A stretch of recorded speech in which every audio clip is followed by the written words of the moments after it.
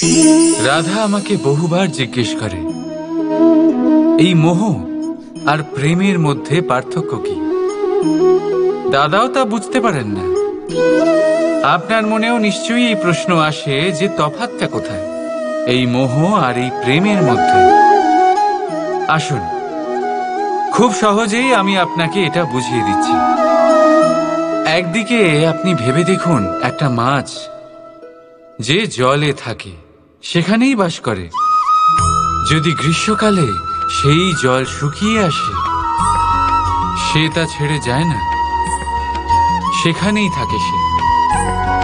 গরমে জল শুকিয়ে যাওয়ার কারণে সে সেখানে কষ্ট পেয়ে নিজের প্রাণ ত্যাগ করলেও সেই স্থান ত্যাগ করে না।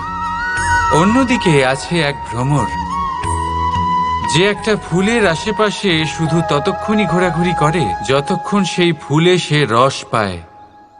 সেই রস শেষ, সেখানে সেই ভ্রমরও আর থাকে না।